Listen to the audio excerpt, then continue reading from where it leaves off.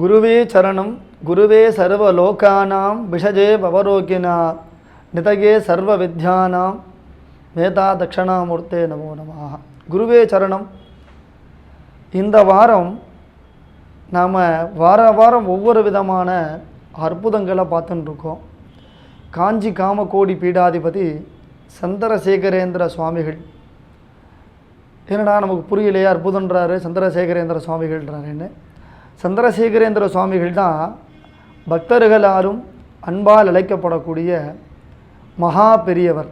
இந்த மகா பெரியவருடைய அற்புதங்களை ஒவ்வொரு வாரமும் நம்ம ஒரு மக்களுக்கு ஆன்மீகத்தை வளர்க்கவும் ஆன்மீகத்துடைய உண்மையான தாத்பரியம் தெரியவும் அவருடைய பல அற்புதங்களை சொல்லின்னு இருக்கோம்.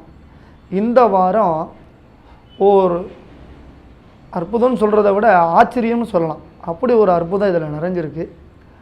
நம்மளால் எல்லா ஜீவராசிகளுக்கும் நம்ம அன்பாகவும் அந்யோன்யமாகவும் இருக்க முடியுமா அப்படின்னா அது ரொம்ப கஷ்டமான விஷயம். கட்டின மனைவி மேலே அன்பு வைக்கிறோம், குழந்தைங்க மேலே அன்பு வைக்கிறோம், நம்ம கூட சுற்றி இருக்கிறவங்க கூட சூழ்நிலைக்கு ஏற்ற மாதிரி அன்பு வச்சிடறோம். அப்படி நம் வாழ்க்கையில் வாழ்ந்துட்டுருக்கோம். ஆனால் இந்த மகா பெரியவர் கருணை கடல் அல்லவா, தான் வாழ்கின்ற நாள் முழுவதும் எல்லா உயிரினங்கள் மேலேயும் அன்பாக இருந்தார். அந்த அன்பை பற்றின ஒரு விஷயத்தை பற்றி தான் உங்கள்கிட்ட நான் பகிர்ந்துக்க போகிறேன்.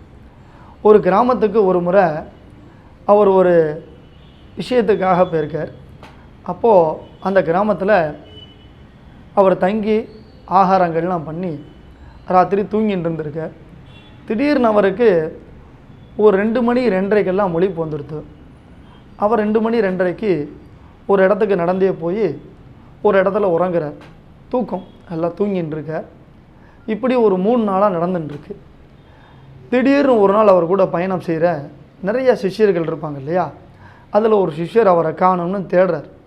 ஆகா, நம்ம கூட வந்த பெரியவரை காணுமே, எங்கே போய் இந்த நேரத்தில் தேடுவேன் அப்படின்னு தேடுறார்.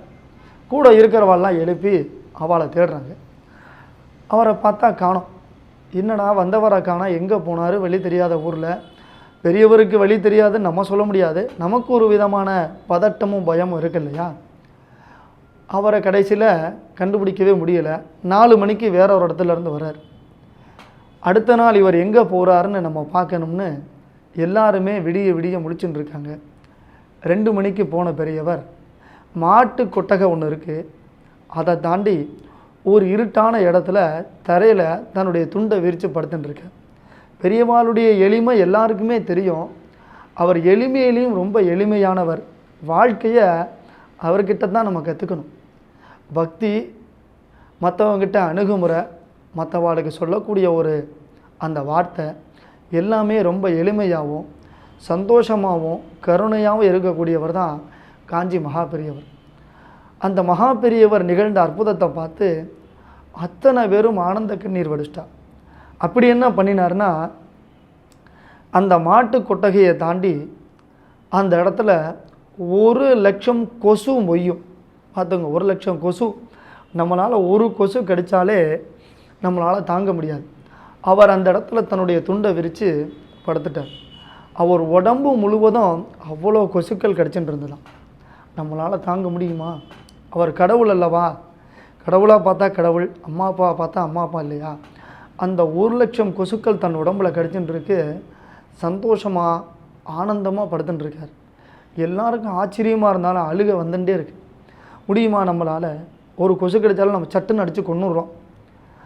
அவர் 1 மணி நேரம் அந்த இடத்துல படுத்துட்டு திரும்ப ஏந்திருந்து வந்து எல்லாரையும் பார்த்துட்டு உள்ள மறுபடியும் தன்னோட குளியல், தன்னுடைய பூஜை, தன்னுடைய ஆன்மீக சொற்பொழிவுகள்னு போயிட்டார். எல்லாராலையும் அதை தாங்க முடியல. சரியாக மாலை 5 மணிக்கு மேலே எப்பயும் போல் பூஜை முடிஞ்சு 6 மணிக்கு கிராம மக்களுக்கு ஆசீர்வாதம் பண்ணுறதுக்காக உட்காந்துட்டுருக்கார். அப்போ அங்கே இருக்கிற சிஷ்ய பிள்ளைகளில் ஒருத்தர் போய் கேட்குறார், உங்கள் கிட்ட கேட்கணும்னு நினைக்கிறோம், எங்களால் முடியலைன்னு. நீ என்ன கேட்க போகிறோன்னு எனக்கு தெரியும். அவருக்கு தெரியுமே, அவருக்கு தெரியாத எந்த அற்புதங்களும் எந்த விஷயமுமே கிடையாது. ஸோ ஒரு முறை கூட ஏதோ ஒரு ஊரில் மகா பெரியவரை பற்றி பேசின்னு இருந்திருக்கார். அப்போ மகா பெரியவருடைய முகாமில் அவர் கலந்துக்கிற வாய்ப்பு கிடைக்கிது.